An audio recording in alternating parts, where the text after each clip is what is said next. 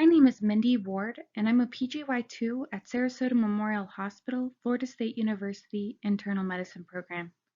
Today I would like to discuss COVID infections evoked hypoalbuminemia, predicting the progression to critical illness in patients with mild to severe liver disease. ACE2 receptors can be found on bile duct and liver epithelial surface cells, leading some to believe that elevated liver enzymes and reduced albumin concentrations indicate the severity of the COVID infection. However, others believe that this is confounded by liver injury induced by COVID-directed pharmacological treatment. Up to this point, there has been few peer-reviewed disease-specific risk stratification methods for COVID-19. Today we will discuss machine learning approaches to compare baseline liver panels and inflammatory biomarkers in hospitalized COVID patients with severe to mild hepatic disease who progress to critical illness needing ICU admission versus those who do not. In discussing our methods, we used our electronic medical records to find COVID patients who were admitted to the hospital with chronic liver disease. We analyzed inflammatory and liver panel biomarkers that were obtained within the first 8 hours of hospital admission. We used these markers together in a bootstrap forest analysis to evaluate if they indicated the patient's need for ICU admission and found a combination of biomarkers that were statistically significant. In our findings, we looked through 1,539 COVID patients that had been discharged or passed away over the last year. We found 143 patients with mild to severe chronic liver disease that were admitted for COVID.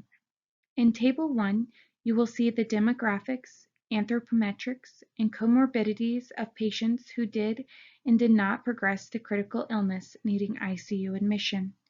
The following biomarkers, when analyzed together, were found to be indicative of ICU admission: the ferritin to albumin ratio, the LDH to albumin ratio, ferritin, albumin serum, AST to ALT ratio, LDH, CRP to albumin ratio, CRP, the AST to SGO2 ratio, and direct bilirubin.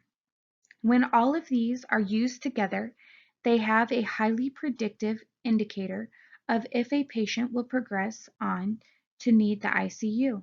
It is important to note that in our patient population, only 36% of patients were directly admitted to the ICU from the emergency department.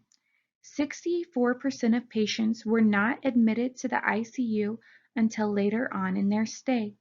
Patients that went on to be admitted to the ICU had a longer ICU stay, a significantly increased mortality, they were more likely to be discharged with home care, and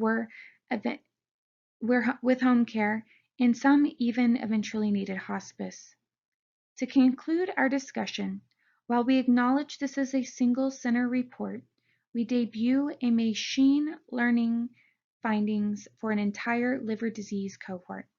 After processing liver-specific synthetic functions, albumin, to COVID-evoked inflammatory response markers, we found an improved predictive indicator of if the patient would go on to need ICU admission. The next phase of our study is to develop an EMR-based in situ score to stratify risk in COVID patients with chronic liver disease presenting to the emergency department.